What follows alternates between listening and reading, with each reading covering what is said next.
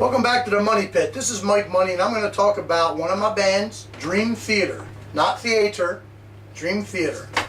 They were around since 1985. In 1985, drummer Mike Portnoy, guitarist John Petrucci, and bassist John Young formed Majesty in Boston, which would ultimately become Dream Theater. Keyboardist Kevin Moore would join soon after, and in 1986, singer Charlie Dominici, I knew I wasn't going to say that right, would come on board.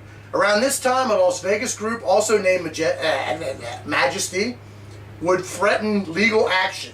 And it was actually Portnoy's father who suggested the name Dream Theater, and it stuck.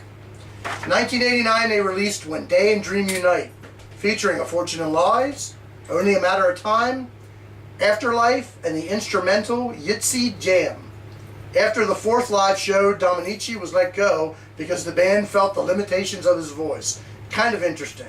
In 1991, My Boy singer James LaBrie joined, and in 1992, they released their breakthrough album, Images and Words, featuring the smash hit, Pull Me Under, Another Day, Take the Time, which is one of my favorites, Metropolis, which when I first heard blew me the fuck away. I remember sitting there, probably high as a kite, but anyway, just listening to this song, I was like, man, who the fuck is this band? Been a diehard fan, well, I was hooked then. We'll get into a little more later. Wait for Sleep and Learning to Live. In 1994, they released Awake featuring 6 O'Clock, The Mirror, Lie, Space Divest, and the epic 3-part, A Mind Beside Itself.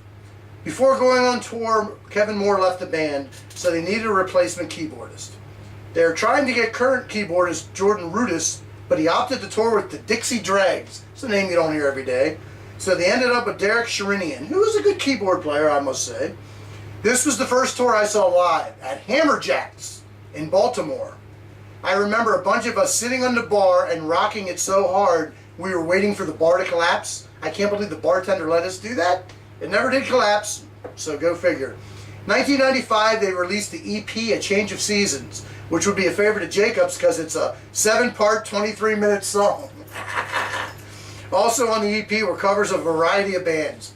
In 1997, they released Falling Into Infinity, featuring New Millennium, You Not Me, Peruvian Skies, Burning My Soul, another one of my favorites, Take Away My Pain. Love that fucking song.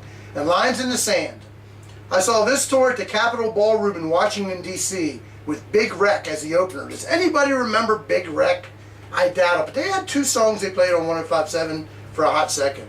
Okay, in 1999, finally, Jordan Rudess would join Dream Theater as keyboardist. And then they would release the very underrated Metropolis Part 2, Scenes from a Memory, which was a concept album featuring Fatal Tragedy, Through Her Eyes, Home, The Spirit Carries On, and finally Free. Saw this tour at the Electric Factory in Philly, and they played the entire new album in its entirety. In 2002, they released 6 Degrees of Inner Turbulence, which was a 2-disc set. I was disappointed in this album and wouldn't buy another one for 17 years. The albums isn't bad. I think it was just where I was in life, and at that time, I needed a break.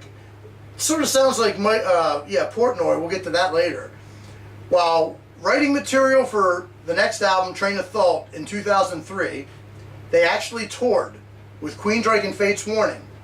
Me and Jacob Carver saw this tour at the Pier 6 Pavilion in Baltimore.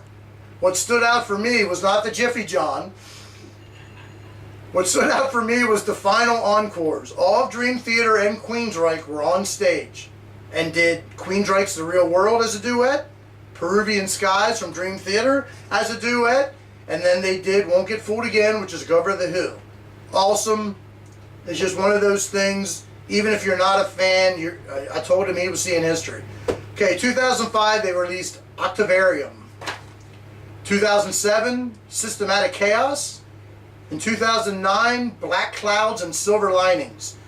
On this tour, me and Jacob's brother Mike saw this as they opened for Iron Maiden in Holmdel, New Jersey.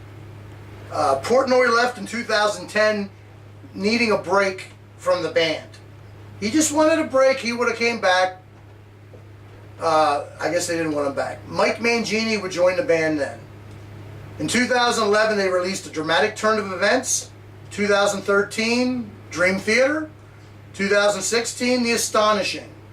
Well, they came back on my radar in 2019 when they released Distance Over Time, featuring Untethered Angel, Barstool Warrior, we've all been one of them, Paralyzed, and Pale Blue Dot. They announced on this tour they would play 2 sets. The first set would be new songs with a few others thrown in. The second set would be Metropolis Part 2, Scenes from a Memory in its entirety, since it's the 20-year anniversary. Then they would come back for an encore and do Pull Me Under. I saw this tour the other week at the Tower Theater in Philly. Couldn't believe my 20-year-old shirt still fits. By the way, and we'll look at the back. It still fits. I got a Kamala belly, sorta, but the shirt still fits. I'm shocked. Okay, saw it in Tower Theater in Philly. It was a great show, but I'll never understand why people who have seats stand the entire time. Fucking morons. Okay, I wish Mike Portnoy would come back, but it's my impression the band doesn't want him back. And I'm going to end with a quote from one of my favorite songs. Living comes much easier when we admit we're dying. On that cheerful note, it's Mike Money for the Money Pit saying, see you next time. Boom.